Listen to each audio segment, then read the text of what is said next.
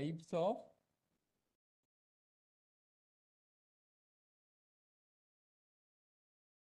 Dealers.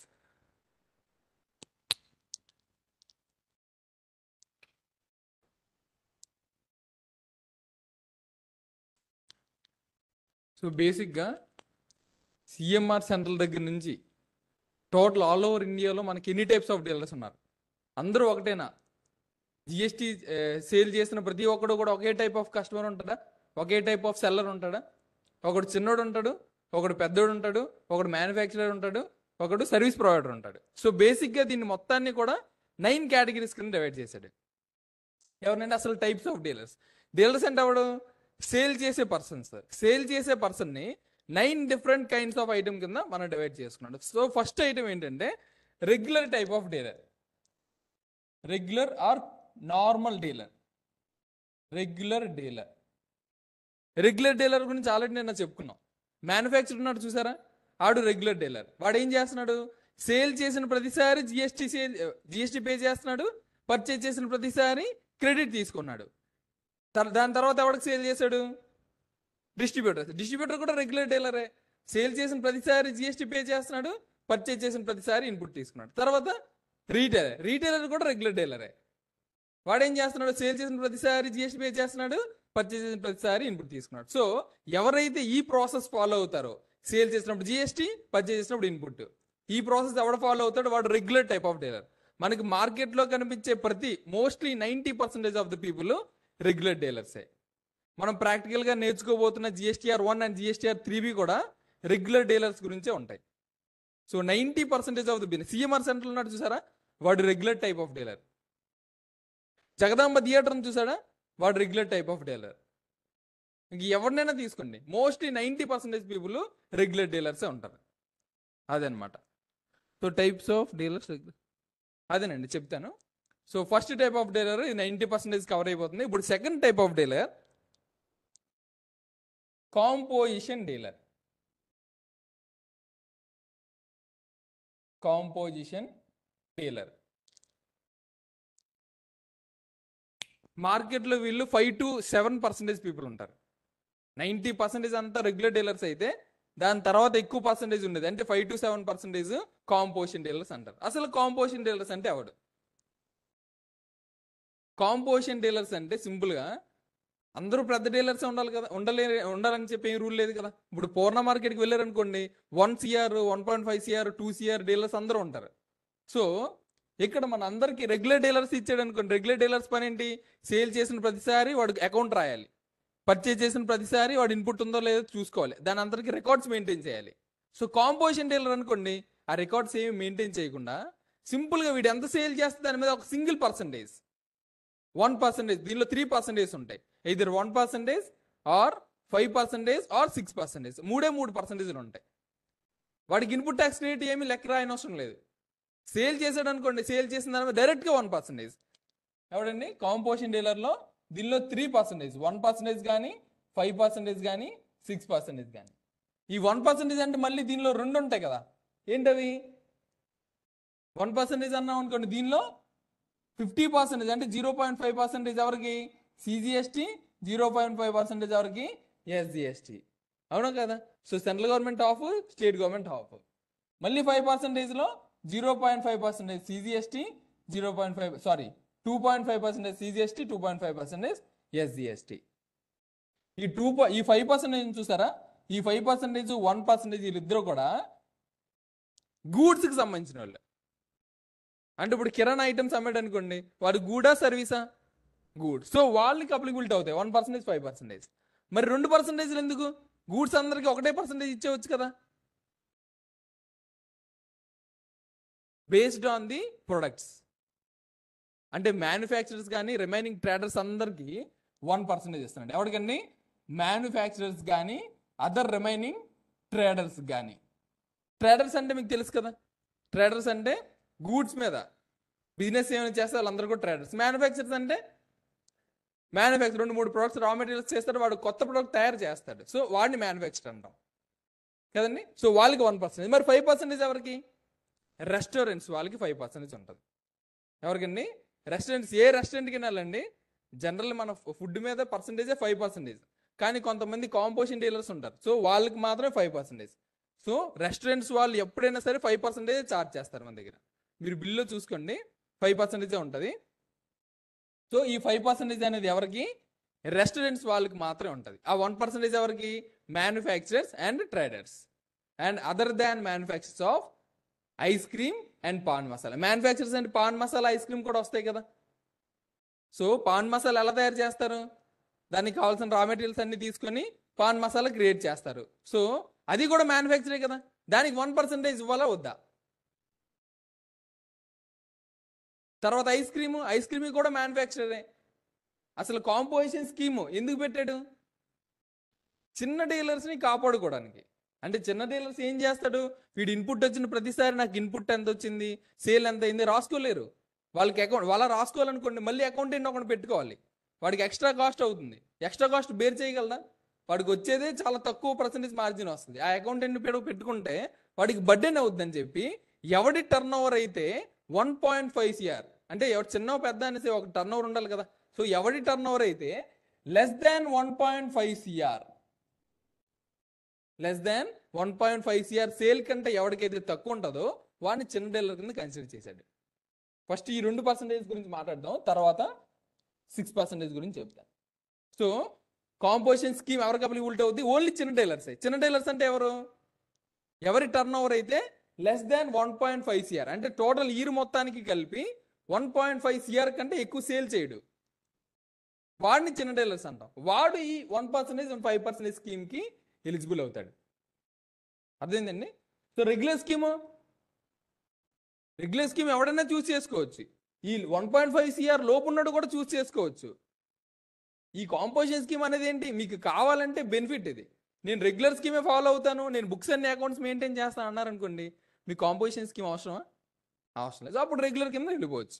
ఎవరి turn over అయితే 1.5 CR కన్నా తక్కువ ఉందో వాడికి ఆప్షన్ ఇచ్చారు, బాబు నువ్వు ఇది చూస్ చేసుకుంటే తక్కువ పర్సంటేజ్లో GST పే చేసేవచ్చు అని చెప్పి. కానీ వీడికి ఏంటంటే ఇన్పుట్ ట్యాక్స్ క్రెడిట్ బెనిఫిట్ అనేది రాదు. అర్థమైందండి పాయింట్? ఎవరికి రాదు? Composition dealer. ఎందుకు ఇవ్వలేదు? ఇన్పుట్ ట్యాక్స్ క్రెడిట్ అనే బెనిఫిట్ కాంపోజిషన్ డీలర్స్కి ఎందుకు ఇవ్వలేదు? ఆడికి ఇచ్చిన పర్సంటేజే చాలా తక్కువ పర్సెంట్. మళ్ళీ ఇన్పుట్ ట్యాక్స్ రేట్ కూడా ఇచ్చాడు అనుకోండి, గవర్నమెంట్ వాడికి లాస్ కదా. వీడి గురించి లాస్ అని ఆలోచించాడు అనుకోండి, గవర్నమెంట్ వాడికి లాస్ అయిపోద్ది. అర్థమైందండి? సో అందుకే వీడికి ఇన్పుట్ ట్యాక్స్ క్రెడిట్ అనే బెనిఫిట్ రాదు. No input tax credit. కానీ రెగ్యులర్ స్కీమ్లో వచ్చిందా లేదా? రెగ్యులర్ స్కీమ్లో మనం ఏం చెప్పుకున్నాము? పర్చేజ్ చేసిన ప్రతిసారి మనకి ఇన్పుట్ ట్యాక్స్ రేట్ వస్తుంది. కాంపోజిషన్ స్కీమ్లో వస్తుందా? ఎవడైతే కాంపోజిషన్ స్కీమ్ ఆప్ చేసుకున్నాడో, ఎవడైతే 5 to 6, 7% ఉన్నారో జనాలు, వాళ్ళెవ్వరికి కూడా ఇన్పుట్ ట్యాక్స్ రేట్ రాదు. అంటే మీ దగ్గర నుంచి వాడు కలెక్ట్ చేయడానికి వీలు లేదు. అర్థమైందండి? జనాల దగ్గర నుంచి కాంపోజిషన్ స్కీమ్ ఎవడైతే ఆప్ చేసుకున్నాడో వాడు పబ్లిక్ దగ్గర నుంచి డబ్బులు కలెక్ట్ చేసుకోవడానికి లేదు. ఎందుకు లేదు? వాడి పాకెట్స్లోంచి కట్టాలి. కలెక్ట్ చేసుకునే రెస్పాన్సిబిలిటీ ఎవరికి ఉంటుంది? రెగ్యులర్ డీలర్కి ఉంటుంది. వాడు ఇన్పుట్ ట్యాక్స్ రేట్ కూడా తీసుకోవచ్చు. వీడికి ఇన్పుట్ ట్యాక్స్ రేట్ ఉందా? లేదు. వాడికి ఇచ్చిన తక్కువ పర్సంటేజ్ కాబట్టి వాడు ఓన్ పాకెట్స్ నుంచే పే చేయాలి. ఎవడు? Composition dealer. దానికి దీనికి డిఫరెన్స్ అర్థమైందండి? కాంపోజిషన్ డీలర్ అంటే వీడు అసలు ఇన్పుట్ తీసుకోవడానికి లేదు, GST కలెక్ట్ చేయడానికి లేదు. ఈ రెండు కూడా మనం చెప్పుకున్న మెయిన్ కండిషన్స్ రెండు కూడా వీడికి అప్లికబిలిటీ కావట్లేదు. అర్థమైందండి? సో ఈ కేసులో ఏం చేశాడు రెగ్యులర్ డీలరు? మ్యానుఫ్యాక్చరర్ డిస్ట్రిబ్యూటర్ దగ్గర నుంచి కలెక్ట్ చేసుకున్నాడు, కలెక్ట్ చేసుకొని పే చేశాడు. సో కాంపోజిషన్ డీలర్లు అలా కలెక్ట్ చేసుకోవడానికి అవుతుందా? అలా అవ్వదు. వాడు పాకెట్స్లోంచే పే చేయాలి. సో ఇంతకు ముందు కొన్ని బోర్డ్స్ ఉండేవి, we are not collecting any taxes అని చెప్పి కొంతమంది బోర్డ్స్ పెడతారు. ఎప్పుడైనా చూసారా? We are not collecting any type of taxes అని చెప్పి చిన్న బోర్డు పెడతారు. అంటే వాడే సొంతంగా వాలంటరీగా మీకు నిజంగా ఇచ్చేస్తున్నట్టు కలరింగ్ ఇస్తారు బయట. కానీ అది చెప్పింది ఎవరు? గవర్నమెంట్ యాక్టే చెప్పింది. If you are opting for composition scheme you couldn't collect the taxes from the people. అంటే మీ జనాల దగ్గర నుంచి ట్యాక్స్ కలెక్ట్ చేసుకోవడానికి లేదు, మీ పాకెట్స్ నుంచి కట్టాలి. ఎంత? 1%. ఆ 1% కూడా కలెక్ట్ చేసుకున్నారనుకోండి, వీడికి అసలు బిజినెస్ చేస్తున్నందుకు ఫ్రీగా చేంజ్ చేసుకున్నట్టు కదా. సో అందుకే జనాల దగ్గర నుంచి కలెక్ట్ చేసుకోవడం లేదు. ఎవడు? Composition dealer. వాడికి ఇన్పుట్ ట్యాక్స్ రేట్ కూడా రాదు. కానీ ఏ బెనిఫిట్ ఇచ్చాడు? చాలా తక్కువ పర్సంటేజ్, 1%. రెగ్యులర్ స్కీమ్ అయితే 18% కట్టాలి, 28% ఉన్నాయి, ఇంకా 40% కూడా ఉంది. ఇదైతే సింపుల్గా 1% పోతుంది కదా. సో ఎందుకు ఇచ్చాడు ఈ బెనిఫిట్? వాడి టర్న్ ఓవర్ తక్కువ, వాడు చాలా చిన్న మనిషి. సో చిన్న మనిషికి ఎందుకు అంత పెద్ద ట్యాక్స్ రేట్స్ కదండి. సో అందుకే ఏం చేశాడంటే సింపుల్గా 1.5 CR లోపు ఉన్న వాళ్ళకి రెండే ట్యాక్స్ రేట్స్, 1% అండ్ 5%. 5% అంటే రెస్టారెంట్స్ వాళ్ళే వస్తారు, 1% అంటే manufacturers and traders other than manufacturers of pan masala and ice cream and pan masala manufacture చేసిన వాళ్ళకి ఈ 1% బెనిఫిట్ రాదు. అదేంటండి పాయింట్. దీని వరకు ఇంతవరకు ఎవరికైనా డౌట్స్ ఉన్నాయా? GSTR 4 is a composition error, అంతేనండి. జిఎస్టీఆర్ 4 నేను చెప్తాను, రిటర్న్స్ గురించి నేను చెప్తాను. ఇంతవరకు ఎవరికైనా డౌట్స్ ఉన్నాయండి ఆన్లైన్లో కానీ ఇక్కడ కానీ? క్లియర్? ఇక్కడ వరకు క్లియర్. సో కాంపోజిషన్ వాడు ఇన్పుట్ ట్యాక్స్ రేట్ కలెక్ట్ చేసుకోవచ్చా? ఐటీసీ వస్తుందా? జిఎస్టీ వేరే వాడి దగ్గర నుంచి కలెక్ట్ చేసుకోవచ్చా? చేసుకొని కావద్దు. సో వాడికి ఏంటి 1.5 CR లోపు ఉన్నవాడికి ఇది. ఇప్పటివరకు మనం ఎవరి గురించి మాట్లాడుకున్నాము? కాంపోజిషన్ డీలర్లో ఓన్లీ గూడ్స్ ఇన్వాల్వ్మెంట్ ఉన్నవాళ్ళు ఆర్ రెస్టారెంట్ సర్వీస్ వాళ్ళు. ఇప్పుడు మనం దేని గురించి మాట్లాడుకున్నాం అంటే ప్యూర్ సర్వీసెస్లో ఉన్న వాళ్ళకి. ఈ రెండు ఎవరికండి? ఇవి మీరు అబ్జర్వ్ చేస్తే మ్యానుఫ్యాక్చర్ గూడా సర్వీసా? గుడ్. అదర్ ట్రేడర్స్ గూడా సర్వీసా? గుడ్. కానీ రెస్టారెంట్ సర్వీస్కి వచ్చేసరికి గూడ్స్ ప్లస్ సర్వీస్ రెండు ఇన్వాల్వ్ అవుతాయి కదండి. మనకి ఇడ్లీ కావాలనుకోండి, ఓన్లీ వాడి సర్వీస్ తీసుకొని ఏం కావాలి సార్ చెప్పండి సార్ అని చెప్పి ఓన్లీ సర్వీసే తీసుకుంటాం. ఇడ్లీ కూడా తీసుకుంటాం, పూరి కూడా తీసుకుంటాం కదా. సో దానిలో రెండు ఇన్వాల్వ్ అయ్యింది, గూడ్ ప్లస్ సర్వీస్ రెండు ఇన్వాల్వ్ అయ్యి ఉన్నాయి కాబట్టి దాన్ని 5% కింద గూడ్స్ కింద కన్సిడర్ చేసుకోవచ్చు. నా పాయింట్ అర్థమైందండి. దానిలో రెండు ఇన్వాల్వ్ అవుతాయి. సో ఇప్పుడు నేను ఏమైనా సర్వీస్ ప్రొవైడ్ చేస్తున్నాను అనుకోండి, టీచింగ్ సర్వీస్ ప్రొవైడ్ చేస్తాను, నేను ఏమైనా ప్రొడక్ట్ మీకు సప్లై చేస్తున్నానా? మెటీరియల్ ప్రొవైడ్ చేస్తున్నాను కదా అనుకోవచ్చు. అది సప్లిమెంటరీ, అది మీకు రేపు ఇస్తాను. రేపు కానీ నెక్స్ట్ వీక్లో ఏదో ఒక రోజు మనం జెరాక్స్కి ఇచ్చిన తర్వాత అది ఇస్తాము. అది మన మెయిన్ కంటెంట్ కాదు కదా, జస్ట్ రిఫరెన్స్ మెటీరియల్. సో ఇక్కడ మీరు అబ్జర్వ్ చేస్తే మ్యానుఫ్యాక్చర్ ప్రొడక్టే ఇస్తాడు, ట్రేడరు ప్రొడక్టే ఇస్తాడు. సో ప్రొడక్ట్ ఇచ్చే వాళ్ళని సెపరేట్గా ఒక క్రైటీరియా కింద తీసుకొని వచ్చి 1.5 CR కింద పెట్టాడు. If you are a service provider. మీరు ఇప్పుడు సర్వీస్ ప్రొవైడర్ అయితే ఏంటి? సర్వీస్ ప్రొవైడర్ అయితే లిమిట్ 1.5 CR కాదు. మీరు సర్వీస్ ప్రొవైడర్ అయ్యి ఉండి కాంపోజిషన్ డీలర్కి ఆప్ చేసుకుందాం అనుకుంటే మీ turnover less than 50 lakhs కంటే తక్కువ ఉండాలి.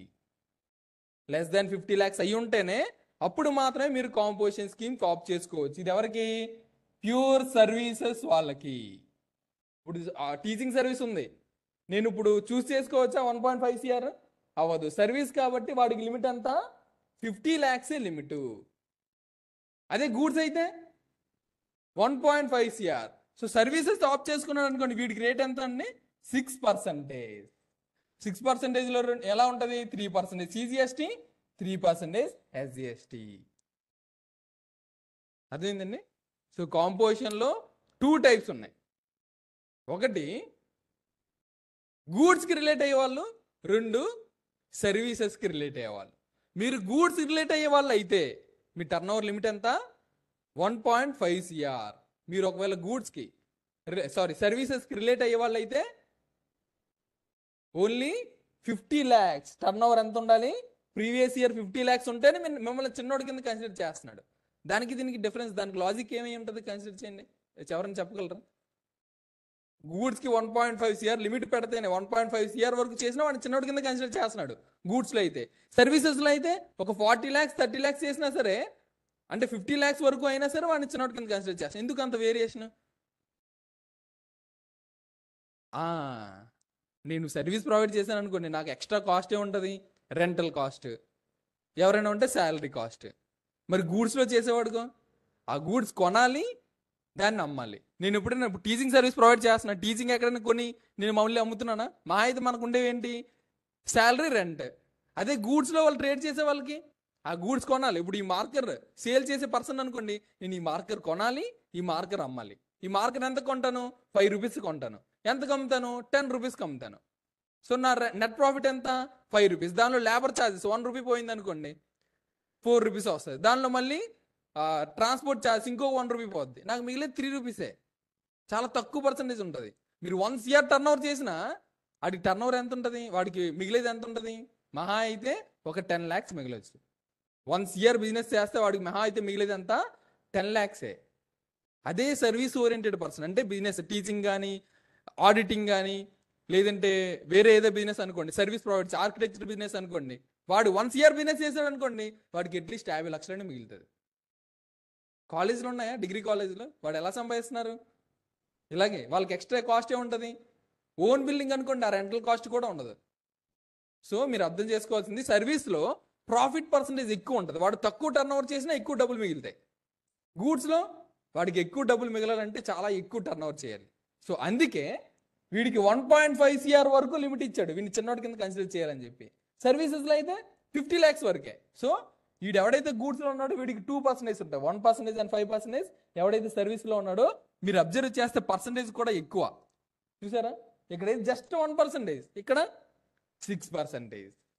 ఎందుకు? బికాస్ హీఈస్ సర్వీస్ ఓరియంటెడ్ కాబట్టి. ఇక్కడ గూడ్స్ కాబట్టి, గూడ్స్ ఇన్వాల్వ్ అయ్యాయి కాబట్టి వాడికి చాలా తక్కువ ఇచ్చాడు. ఎందుకంటే వాడి ప్రాఫిట్ మార్జినే తక్కువ ఉంటుంది, మన దగ్గర ఎందుకు కడతాడు ఇంకా అని చెప్పి ఒక దయాహృదయంతో గవర్నమెంట్ వాడు తక్కువ పర్సెంట్ ఇచ్చాడు. వీడికి ప్రాఫిట్ కొంచెం ఎక్కువ ఉంటుంది కాబట్టి కొంచెం ఎక్కువ పెంచాడు. But not compared with regular scheme. Regular scheme అయితే 18% ఉంది కదా, దాంతో కంపేర్ చేస్తే తక్కువే. అర్థమైందండి? అదే అనమాట. సో వీడికి కూడా ఇన్పుట్ ఏమైనా వస్తుందా? సర్వీస్ ఓరియంటెడ్ పర్సన్కి ఇన్పుట్ ఏమైనా వస్తుందా?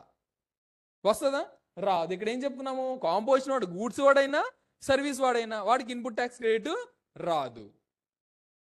పాయింట్ అర్థమైందండి? వాడికి ఇన్పుట్ ట్యాక్స్ వచ్చే పాయింటే లేదు. వాడు కలెక్ట్ చేసుకోవడానికి అవుతుందా జనాల దగ్గర నుంచి? కలెక్ట్ చేసుకొని కాదు, వాడు ఓన్ పాకెట్స్ నుంచే పే చేయాలి. అదే రెగ్యులర్ స్కీమ్ అయితే వాడు కలెక్ట్ చేసుకోవచ్చు, పే కూడా చేయొచ్చు.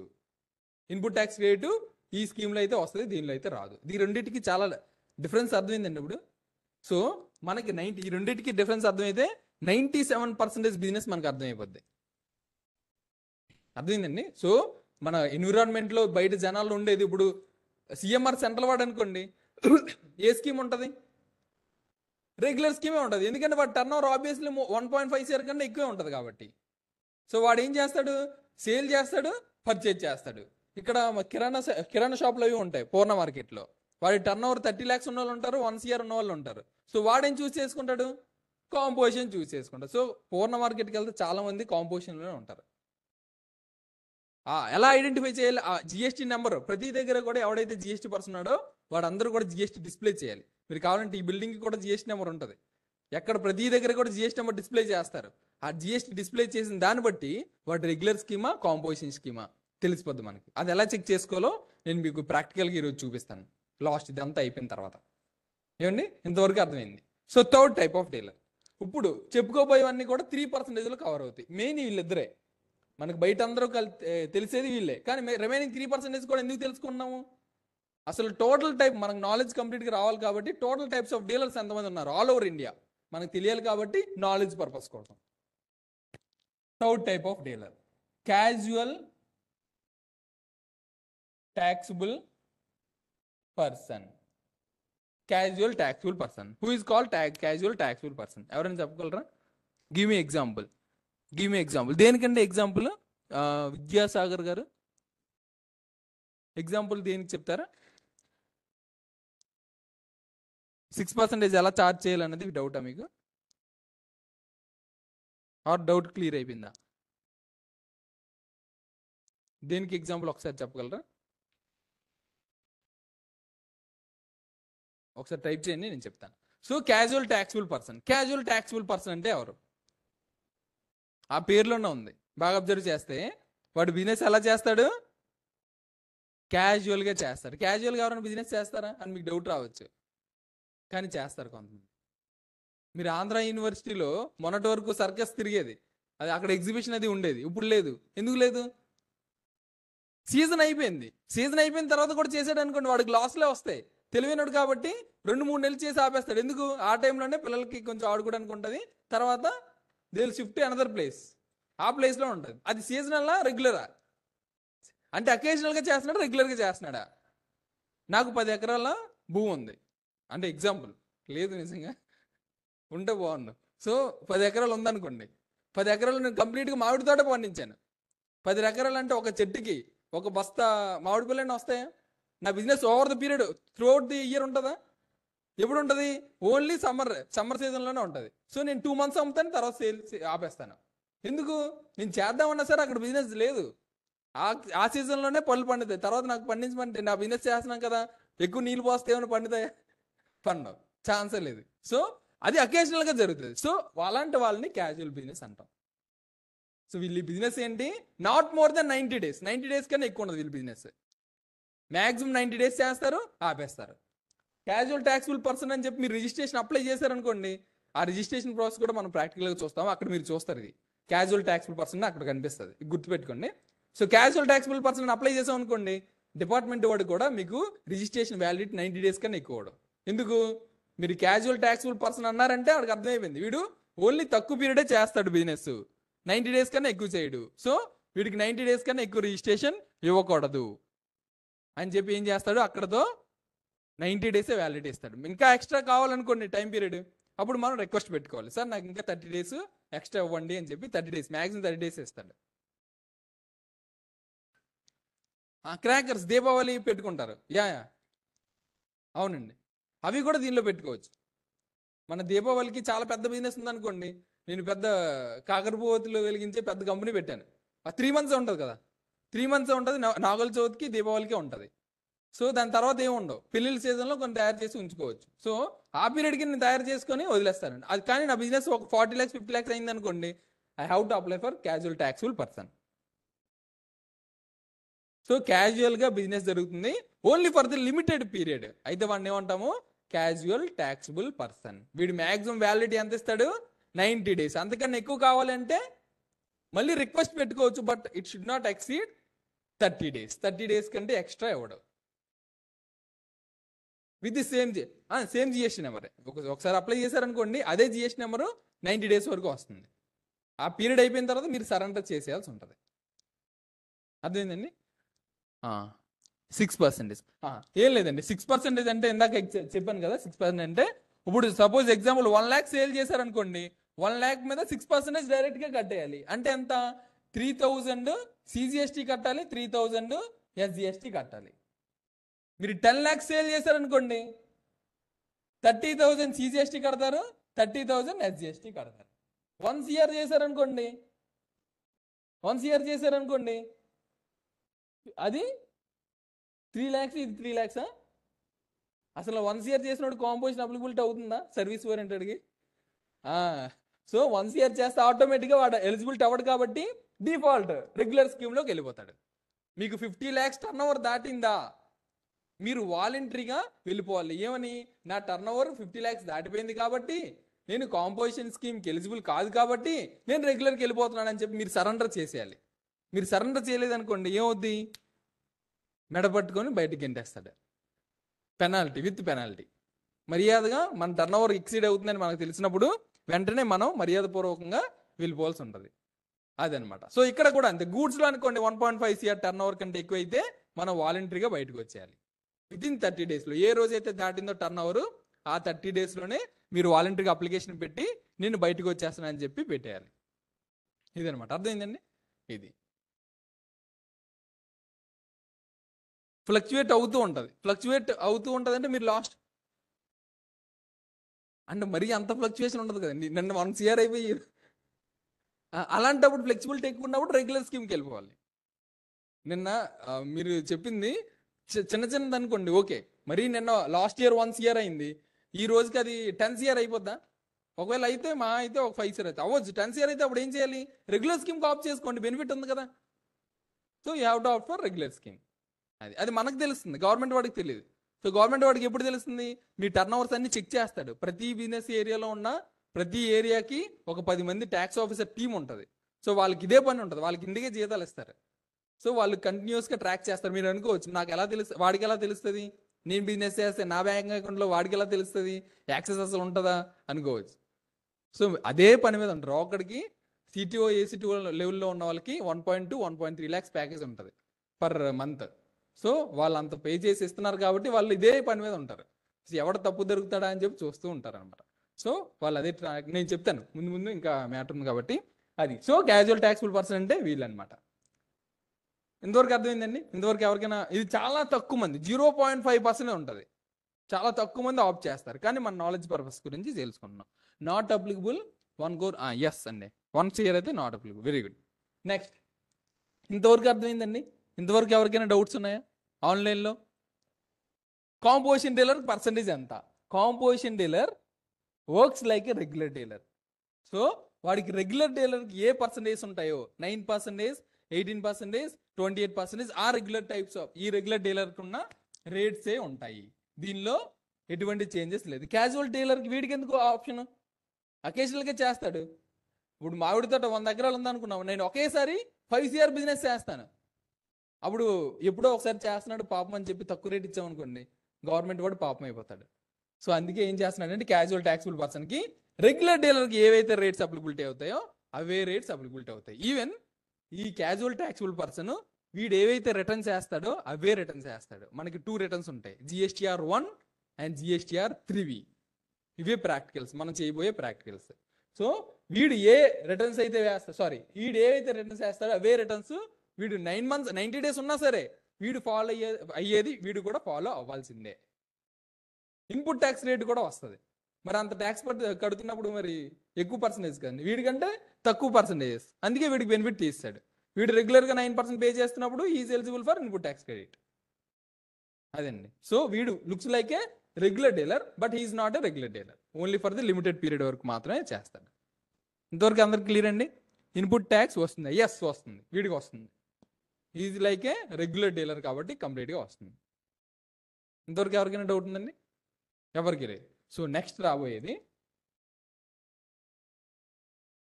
Non resident person. ఎవరండి?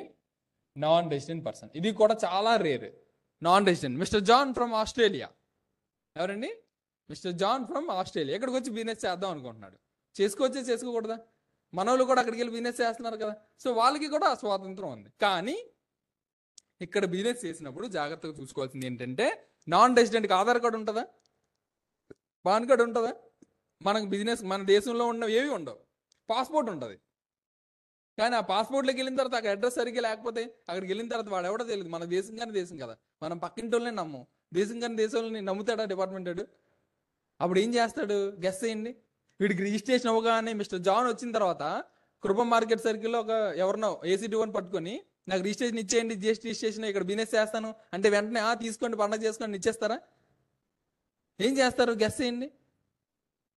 మీరే ట్యాక్స్ ఆఫీసర్స్ అనుకోండి, ఫర్ ద టైం బీయింగ్ మీరే ట్యాక్స్ ఆఫీసర్స్ ఇప్పుడు. సో మీరైతే ఏం చేస్తారు? నాన్ రెసిడెంట్ వచ్చి రాగానే తీసుకో అని చెప్పి ఇచ్చేస్తారా? కండిషన్స్ ఏంటి? ఆ కండిషన్స్ ఏం కండిషన్స్ పెడతారు? 120 days మినిమం వర్క్ చేయాలి. నేను చేస్తానండి అని చెప్తాడు చాలా మంచిగా. ఇండియాలో స్టే చేస్తానండి అంటాడు. ఇండియాలో స్టే చేస్తాను, 120 days కన్నా ఎక్కువ చేస్తా అంటాడు. 120 daysకి ఎలా వస్తుందండి ఆధార్? మినిమం వాడు రెసిడెంట్ అయి ఉండాలి కదా. ఎవరికి ఆధార్ అంత సింపుల్గా ఇచ్చారు కదండి, వాళ్ళు ఇది చూస్తారు కదా. ష్యూరిటీ ఎవరిని అడుగుతాడు? ఇండియాలో ఉన్న పర్సన్ని. సో నాన్ రెసిడెంట్ని ఇప్పుడు నాన్ రెసిడెంట్ అప్లై చేశాడు అనుకోండి, నాన్ రెసిడెంట్ బ్యాక్గ్రౌండ్ వెరిఫికేషన్ చాలా డిఫికల్ట్ ట్యాక్స్ ఆఫీసర్స్కి. అదే ఇండియాలో ఉన్న పర్సన్ని తీసుకున్నాడు అనుకోండి, నేను ఇండియాలో నా ఫ్రెండ్ మిస్టర్ జాన్ ఎవరో నా ఫ్రెండ్, సో నన్ను ష్యూరిటీ కింద పెట్టాడు, నన్ను ఆథరైజ్డ్ పర్సన్ కింద పెట్టాడు. సో వాడేమైనా తప్పు చేసి వెళ్ళిపోయాడు అనుకోండి, వాడేమైనా ట్యాక్స్ కట్టకుండా వెళ్ళిపోయాడు అనుకోండి, నన్ను పట్టుకుంటారు.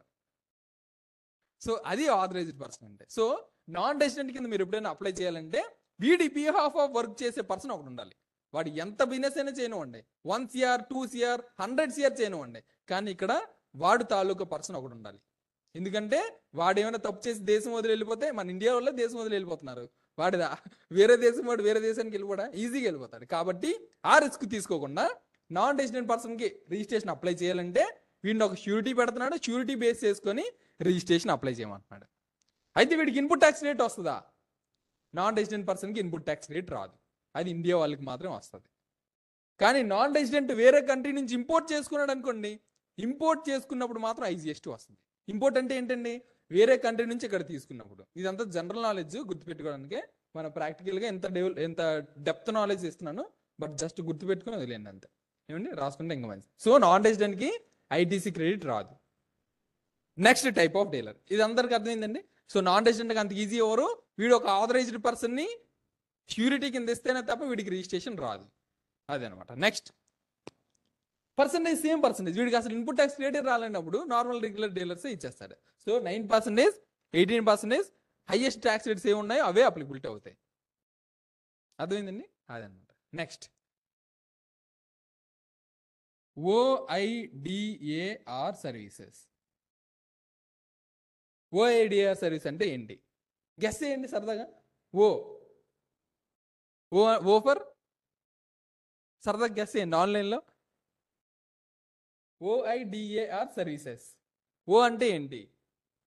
ఏదండి? ఓ ఫర్ ఆప్షనల్ కాదు, ఇంకొకటి మనం రెగ్యులర్గా చూస్తూ ఉంటాం వాట్సాప్లో. O for online, I for information, D for database, A for access, R for retrieval. Retrieval అంటే ఆ యాక్సెస్ రిట్రీవల్ ఉంటుంది చూసారా? మనకి ఇప్పుడు గూగుల్ డ్రైవ్ ఉందనుకోండి, గూగుల్ డ్రైవ్లో ఎప్పుడైనా ఫైల్స్ సేవ్ చేశారా? గూగుల్ డ్రైవ్లో సేవ్ చేశారా? సో మీకు ఎప్పుడు కావాలంటే ఎప్పుడు, ఎక్కడ కావాలంటే అక్కడ దాన్ని మళ్ళీ యాక్సెస్ రిట్రీవ్ చేసుకోవచ్చు. సో అది రిట్రీవల్ అంటే. సో దాని డేటాబేస్ ఎక్కడ ఉంటుంది మీకు తెలుసా? గూగుల్ డ్రైవ్ డేటాబేస్ ఎక్కడ ఉంటుంది తెలుసా? మీరు ఎక్కడైనా ఓపెన్ చేసుకోవచ్చు. హిమాలయాలకు వెళ్ళి అక్కడ సిగ్నల్ వస్తే అక్కడ నుంచి కూడా ఓపెన్ చేసుకోవచ్చు. ఎలా వస్తుంది? మనం రోజు ఇన్స్టాగ్రామ్ రీల్స్ తిప్పుతూ ఉంటాం కదా, చేయి అరిగే వరకు తిప్పుతూ ఉంటాం. సో దానికి డేటాబేస్ ఎక్కడ ఉంటుంది? యూట్యూబ్. ఇది ఇంకా ఘోరంగా తిప్పుతాం, చాలా వీడియోస్ కూడా చూస్తూ ఉంటాం. సో దీని డేటాబేస్ ఎక్కడ ఉంటుంది? ఆ వీడియోలు అన్నీ ఎక్కడ సేవ్ అవుతాయి? దాని సర్వర్ ఎక్కడ ఉంటుంది? అవుట్ సైడ్ ఇండియాలో ఉంటుంది. మీరు ఎప్పుడైనా ఆన్లైన్ సర్వర్స్ అని కొట్టారనుకోండి, అక్కడ మీకు యూట్యూబ్లో కొట్టి చూడండి, దాని సర్వర్స్ అన్ని అవుట్ సైడ్ ఇండియాలో ఉంటుంది. బట్ యాక్సెస్ మాత్రం ఎక్కడ ఉంటుంది? ఇండియాలో మనం తిప్పుతూ ఉన్నాం కదా. సో వీడి మీద ట్యాక్స్ ఛార్జ్ చేయాలో వద్దా? ఇండియాలో వాడేస్తున్నాడు కదా, ఇండియాలో ఉన్న జనాల మీద అడ్వర్టైజ్మెంట్ వస్తుందా రావట్లేదా? మీరు చూస్తున్నప్పుడు అడ్వర్టైజ్మెంట్ వస్తుందా రావట్లేదా? అంటే యూట్యూబ్ వాడికి రెవెన్యూ వెళ్తుంది. ఎలాగా? మీరు చూడటం వల్ల వెళ్తుంది. మధ్యలో అడ్వర్టైజ్మెంట్ వస్తే చూసారా, చాలా చిరాకుగా వస్తుంటాయి. మనం మంచి కంటెంట్ చూస్తూ ఉంటాం, అదే టైంలో అడ్వర్టైజ్మెంట్లు పడుతూ ఉంటాయి. సో ఆ అడ్వర్టైజ్మెంట్లు పడుతున్నప్పుడు ఆ డబ్బులు ఎవరికి వెళ్తాయి? యూట్యూబ్ వాడికి వెళ్తాయి. యూట్యూబ్ వాడు ఏమంటాడు? నేను ఇక్కడ ఇండియాలో లేను, నేను ట్యాక్స్ కట్టను అంటాడు. అవుతుంది అలాగా? అలాగైతే నువ్వు ఇక్కడ మా జనాల్ని కూడా యూజ్ చేసుకోవద్దు అని చెప్తుంది గవర్నమెంట్. కానీ వాడు ఎక్కడ ఉన్నాడా ఫిజికల్గా? ఇక్కడ లేడు. But they are earning money by visiting number of people who are in India. ఇండియాలో ఉన్న జనాల ద్వారా సంపాదిస్తున్నాడు. బట్ దాని సర్వర్స్ అన్ని ఫిజికల్గా ఎక్కడ ఉన్నాయి? అవుట్ సైడ్ ఇండియాలో ఉన్నాయి. సో ఇది మనకి చాలా చాలా రేరు. సో 0.1% కేసెస్ ఇవి వస్తాయి అన్నమాట. ఒకవేళ వస్తే ఫ్యూచర్లో ఇలాంటి వాళ్ళని ఓఐడిఆర్ సర్వీస్ కింద కన్సిడర్ చేయాలి. ఎవరండి? ఇన్స్టాగ్రామ్ కానీ, ఫేస్బుక్ కానీ, తర్వాత యూట్యూబ్ కానీ, దీని సర్వర్స్ అన్ని ఎక్కడ ఉంటాయి? గోడాడీ అని ఉంటుంది, ఎప్పుడైనా విన్నారా? గోడాడీ. ఇవన్నీ కూడా సర్వర్స్ అవుట్ సైడ్ ఇండియాలో ఉంటాయి. సో ఆ సర్వర్ యాక్సెస్ అంతా కూడా అవుట్ సైడ్ ఇండియాలో ఉంటుంది, కానీ మనం ఇక్కడ యూజ్ చేసుకోనికి అవుతుంది. సో దాని మీద రెవెన్యూ వస్తుందా రాలేదా? వస్తుంది. దాని మీద జిఎస్టీ కట్టాలో వద్దా? కట్టాలి. సో ఆ యూట్యూబ్ వాడు రెగ్యులర్ డీలర్ అవుతాడా? రెగ్యులర్ డీలర్ అంటే వాడు ఇండియాలో ఉన్నవాడు, ఇన్పుట్ తీసుకొని సేల్ చేసేవాడు. Like CMR centre, Jagadamba centre కదా, జగదంబ థియేటర్. సో వీళ్ళంతా రెగ్యులర్ డీలర్లోకి వస్తారు. కాంపోజిషన్ డీలర్ అంటే తక్కువ ఉన్నవాడు టర్న్ ఓవర్. క్యాజువల్ డీలర్ అంటే వాడు. నాన్ రెసిడెంట్ అంటే వీడు. మరి ఓఐడిఆర్ అంటే అలాంటి యూట్యూబ్, ఇన్స్టాగ్రాము ఇలాంటి సర్వర్స్ అన్ని అవుట్ సైడ్ ఇండియాలో ఉండి మన ఇండియాలో డబ్బులు సంపాదించేవాడు ఓఐడిఆర్ సర్వీస్ అనమాట. సో వాడు కూడా ట్యాక్స్ కట్టాలి. ఎందుకు కడుతున్నాడు? Because he's earning money through ads or sponsorships కానీ వేరే వేరే యాడ్స్ ద్వారా వాడు డబ్బులు సంపాదిస్తున్నాడు కాబట్టి they have to pay tax. వాడు ఏ రిజిస్టర్ కింద డీలర్ కింద రిజిస్టర్ అవ్వాలి? ఓఐడిఆర్ కింద రిజిస్టర్ అవ్వాలి. ఏ ట్యాక్స్ రేట్స్ అప్లికబిలిటీ అవుతాయి? రెగ్యులర్ ట్యాక్స్ రేట్స్ అప్లికబిలిటీ అవుతాయి. ఈ బెనిఫిట్ ఇచ్చింది ఓన్లీ వీళ్ళకే, తక్కువ ట్యాక్స్ రేట్. ఎందుకు? వీళ్ళు చిన్నవాళ్ళు కాబట్టి బెనిఫిట్ ఇచ్చారు. మిగతా వాళ్ళందరికీ పెద్ద పెద్ద వాళ్ళే కాబట్టి వాళ్ళకి నార్మల్ ట్యాక్స్ రేట్స్ అప్లికబిలిటీ అయిపోతాయి. అదండి ఓఐడిఆర్ అంటే. దీనిలో ఎవరికైనా డౌట్స్ ఉన్నాయండి? సండే క్లాస్ ఉంటుందా? రేపు క్లాస్ ఉండదండి, లాస్ట్లో అడుగుతాను కదండి రజిత గారు, రేపు క్లాస్ ఉండదండి. దీని గురించి ఏమైనా డౌట్ ఉందండి? దీని గురించి ఓఐడిఆర్ గురించి ఏం లేదు. సో నెక్స్ట్ ఈ 5 అర్థమైపోతే నెక్స్ట్ ఈ కామర్స్ ఆపరేటర్. ఎవరండి? ఈ కామర్స్ ఆపరేటర్. గెస్ చేయండి, హూ ఇస్ కాల్డ్ ఈ కామర్స్ ఆపరేటర్? ఈ కామర్స్ ఆపరేటర్ అంటే who creates the platform and maintains and manages the platform is called e-commerce operator. ఎవరు క్రియేట్ చేశారు? Swiggy, Zomato, Amazon, Flipkart, Myntra, ఇవన్నీ బోల్డ్ యాప్స్ ఉన్నాయి కదండి. వీళ్ళందరూ కూడా, మీషో, ఎజియో సారీ. సో ఇలాంటివన్నీ కూడా మనకేంటి, ప్లాట్ఫామ్ క్రియేట్ చేసి ఆ క్రియేట్ చేసిన దాని ద్వారా బిజినెస్ చేస్తున్నారు. సో వాళ్ళందరినీ ఏమంటామండి? E commerce operator. సో ఇప్పుడు స్విగ్గీ వాడు రెగ్యులర్ డీలర్ కింద రిజిస్టర్ చేసుకోవడానికి అవుతుందా? కాంపోజిషన్ కింద అవుతుందా? నాన్ రెసిడెంట్ కింద అవుతుందా? ఓఐడిఆర్ కింద అవుతుందా? మీ దగ్గరికి ఎవడైనా రేపు పొద్దున్న వచ్చాడు అనుకోండి, నేను ఒక యాప్ క్రియేట్ చేశాను, దాని ద్వారా బిజినెస్ చేద్దాం అనుకున్నాను అని చెప్పి మీ దగ్గరికి వచ్చాడు అనుకోండి, మీరు ఏం చేయాలి? వాడిని ఈ కామర్స్ ఆపరేటర్ కింద రిజిస్టర్ చేయాలి. సో ఇలా రిజిస్టర్ చేసి వాడిని రిజిస్ట్రేషన్ ప్రాసెస్ ఏంటి అనేది మనకి ఇమీడియట్గా మనం ట్యూస్డే చెప్పుకోబోతున్నాం. ప్రాక్టికల్స్ అప్పటి నుంచి స్టార్ట్ అయిపోతున్నాయి కాబట్టి సో అప్పుడు ఇవన్నీ వస్తాయి. దాని నాలెడ్జ్ గురించి ఇప్పుడు నేను చెప్తున్నాను, అవన్నీ కనిపిస్తాయి. ఇదేంటి చాలా ఉన్నాయి, ఏంటి ఎగరేస్తారు అనుకుంటారని చెప్పి నేను మొత్తం types of dealers all over India ఎంతమంది ఉంటున్నారో అన్నీ చెప్తున్నాను. ఊబర్, ర్యాపిడో వీళ్ళందరూ కూడా ఈ కామర్స్ ఆపరేటర్ కింద వస్తారండి. బికాస్ సర్వీస్ అవుతుంది, బట్ దేని ద్వారా సర్వీస్ ప్రొవైడ్ చేస్తున్నారు? Online services. ఊబర్ కానీ తర్వాత ర్యాపిడో కానీ ఏదైనా సరే యాప్ ద్వారా అవుతుంది. యాప్ ద్వారా అవుతుందంటే దాన్ని ఈ కామర్స్ ఆపరేటర్ అంటారు. రెగ్యులర్ డీలర్ కింద అదే ర్యాపిడో సర్వీస్, నాకు యాప్ ఏమి లేదనుకోండి, ఇదే రిజిస్టర్ ఆఫీస్ అనుకోండి, ఇక్కడ నేను 4-5 బైకులు పార్క్ చేసుకుని ఉంచాను, ఎవరికి కావాలంటే వాడు రెంట్ తీసుకుని వెళ్ళిపోండి అనుకోండి, ఇది ఈ కామర్స్ ఆపరేటర్ అవుతుందా? అదేమవుద్ది? రెగ్యులర్ డీలర్ అవుతాడు. క్యాబ్స్ ఉన్నాయి, నేనేం చేశాను, నాకు ఒక యాప్ లేదు, ఒక 10 కార్లు మాత్రం ఉన్నాయి, నేను నా షెడ్ వేస్తాను, ఎవరికి కావాలంటే వాడు రెంట్ తీసుకోండి, డబ్బులు ఇవ్వండి అని చెప్పి ఒక షెడ్ పెట్టుకున్నాను. ఇది ట్రీటెడ్ యాజ్ ఈ కామర్స్ ఆపరేటర్, వాడు రెగ్యులర్ డీలర్ అవుతాడు. అర్థమైందండి? సో ఎవడైతే యాప్ క్రియేట్ చేసి ఆ యాప్ ద్వారా వర్క్ చేస్తాడో వాడు మాత్రమే ఈ కామర్స్ ఆపరేటర్ కింద వస్తాడు. ఆన్లైన్ యాప్ సర్వీస్, ఎస్ అండి, exactly. So online app service sir, trading apps comes under e commerce. Trading అనేది అసలు సెక్యూరిటీ సర్వీసెస్ని జిఎస్టీ పర్సెప్షన్లోకి తీసుకొని రాలేదండి. మీరు సెన్సెక్స్ మార్కెట్లు ఇవన్నీ ఉంటాయి చూసారా, దాని మీద జిఎస్టీ ఉండదు. Because securities are completely outside the ambit of GST. So ఆ సర్వీస్ ఎగ్జామ్టెడ్ కాబట్టి ఆ సర్వీస్ని కంప్లీట్గా జిఎస్టీ పర్సెప్షన్లోకి తీసేశాడు కాబట్టి అది మనకి ఈ కామర్స్ ఆపరేటర్ అవ్వదు. సో జీరోదా అవన్నీ యూజ్ చేస్తారు, ఆ ట్రేడింగ్ చేస్తారు కదా, ఆ ట్రేడింగ్ మీద మనకు జిఎస్టీ అప్లికబుల్. కానీ జీరోదా వాడు సర్వీస్ ప్రొవైడ్ చేస్తారు చూసారా, అది చార్జబుల్ జిఎస్టీ. సెక్యూరిటీస్ మీరు పర్చేజ్ చేసి సేల్ చేస్తే దాని మీద జిఎస్టీ అప్లికబిలిటీ కాదు. అర్థమైందండి? సో ఈ కామర్స్ ఆపరేటర్ ద్వారా ఏం చేస్తున్నాడు? సర్వీస్ ప్రొవైడ్ చేస్తున్నాడు, ఫుడ్ సర్వీస్ ప్రొవైడ్ చేస్తున్నాడు, డెలివరీ సర్వీస్ ప్రొవైడ్ చేస్తున్నాడు, మనకి pickup and dropping services, Rapido service provide చేస్తున్నాడు. సో ఇలాంటి సర్వీసెస్ ఏమైనా యాప్ ద్వారా ప్రొవైడ్ చేస్తే వాడు ఈ కామర్స్ ఆపరేటర్ కింద వస్తాడు. It all got me point? అర్థమైందండి? సో దీనిలో ఎవరికైనా డౌట్స్ ఉన్నాయా? OIDAR services full form please. Online information database access and retrieval. రాసేసుకుంటారా? నేను ఇక్కడ కూడా రాస్తాను. OIDAR full form online information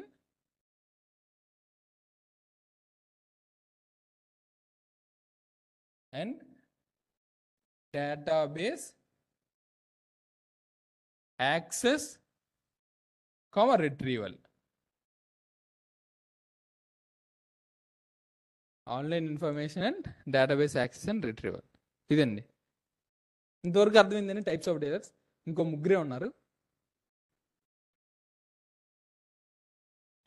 input service distributor. Input service distributor. ఈ పేరు చూసి ఎవడైనా చెప్పగలరండి? ఈ పేరు చూస్తే మనకు అర్థమైపోద్ది. వీళ్ళు కూడా చాలా 0.1% మాత్రం ఉంటారు జనాలు.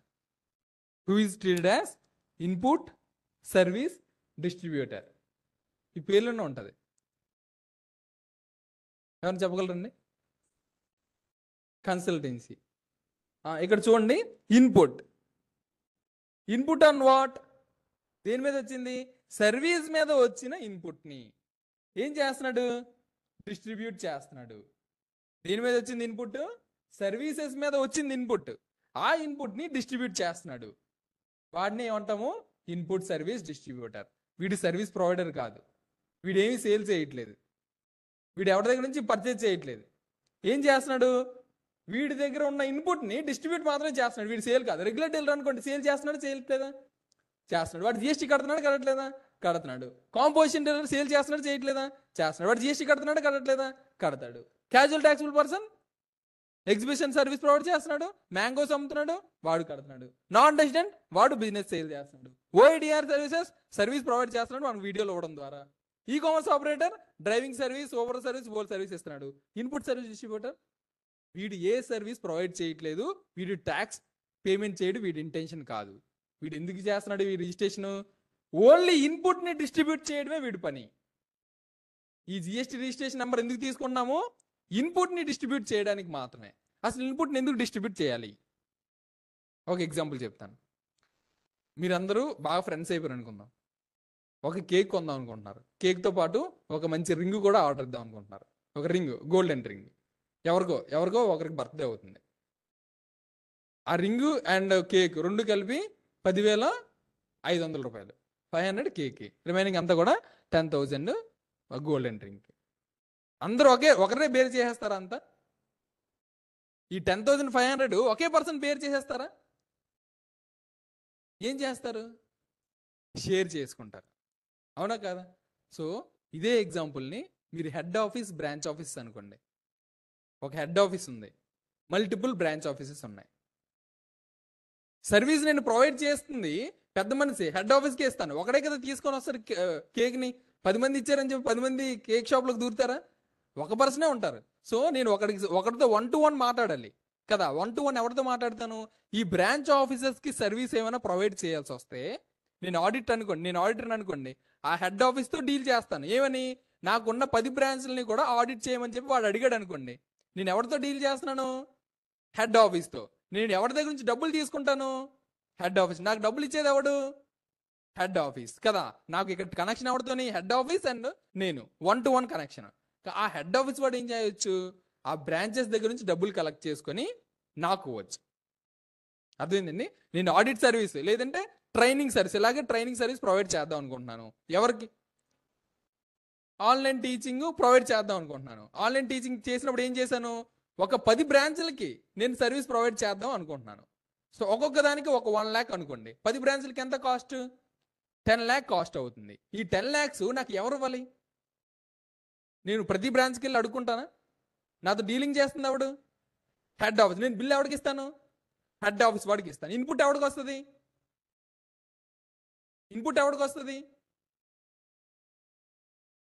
నాది ఎవడు డీలింగ్ చేస్తున్నాడు? హెడ్ ఆఫీస్ వాడు. ఇన్పుట్ ఎవరికి వస్తుంది? ఎవడు పర్చేజ్ చేస్తున్నట్టు? కానీ జెన్యున్గా మాట్లాడుకుంటే ఆ 1 lakh వీళ్ళు పర్చేజ్ చేస్తున్నారు కదా, వీళ్ళకే రావాలి కదా. కానీ అలా వస్తుందా? అలా రాకపోతే మీరు ఊరుకుంటారా?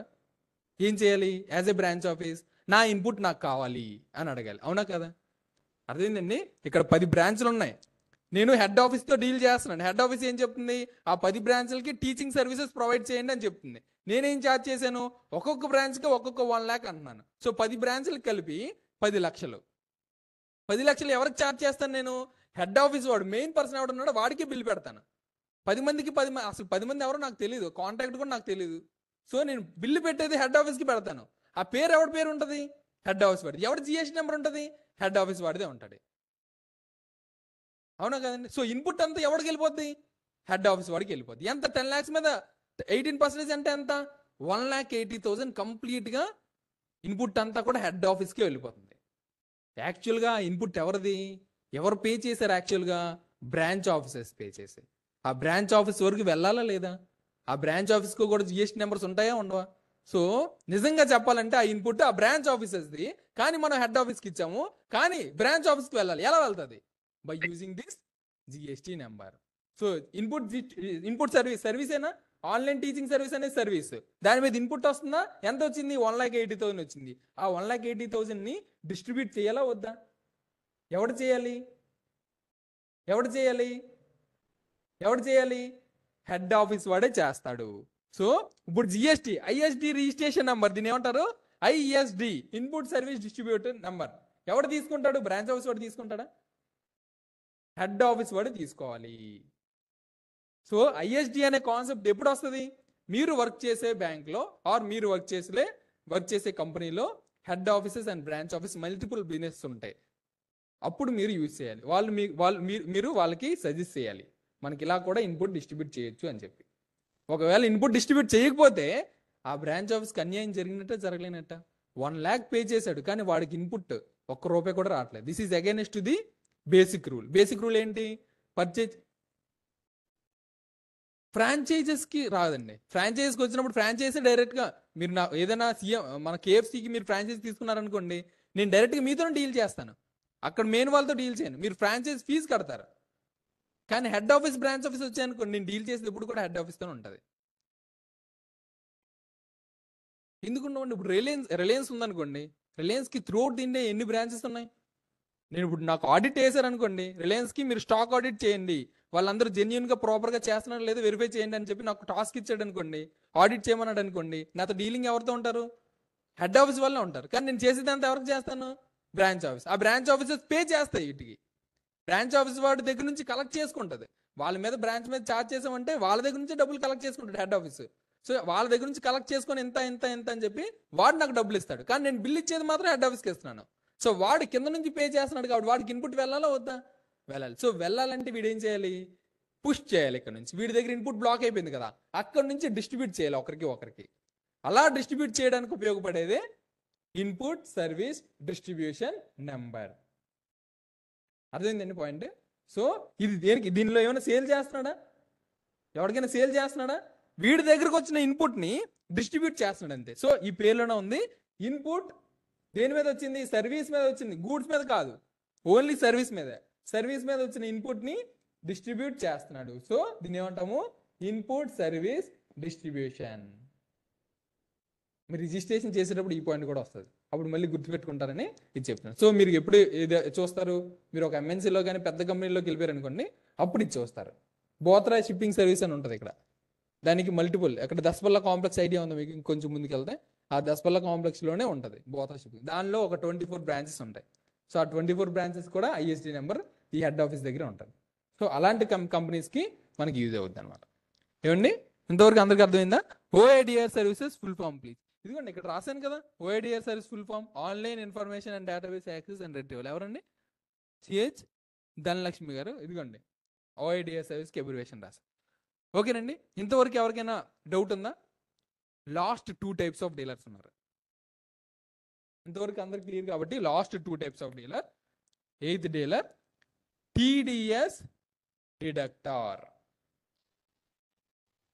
టీడీఎస్ డిడక్టర్ అంటే అవడు. ఇది కూడా ఇది 0.01% పీపుల్కి మాత్రమే ఉంటుంది.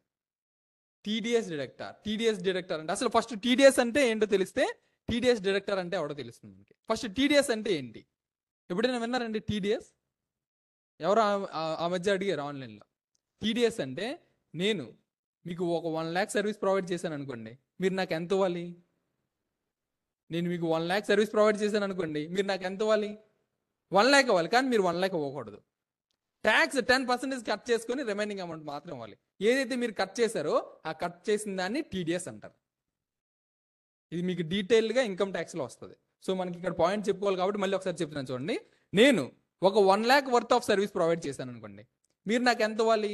1 lakh ఇవ్వాలి. కానీ 1 lakh ఇవ్వరు. టీడీఎస్ అని చెప్పి ఒక చిన్న పర్సంటేజ్. ప్రొఫెషనల్ సర్వీస్ అనుకోండి 10% డిడక్ట్ చేస్తారు. కాంట్రాక్ట్స్ అయితే 2%. మీకు ఇన్కమ్ ట్యాక్స్ మెటీరియల్లో ఒక టేబుల్ వేసాను, పెద్ద టేబుల్. ఆ టేబుల్లో చూడండి. So based on the service ఆ టీడీఎస్ డిడక్షన్ రేట్స్ కూడా ఉంటాయన్నమాట.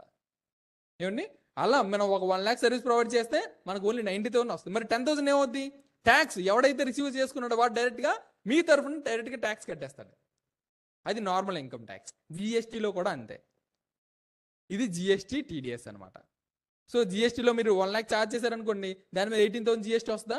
కంప్లీట్గా వాడు కొంత అమౌంట్ పోర్షనే డిడక్ట్ చేసి ఇస్తాడు. 2% డిడక్ట్ చేస్తాడు.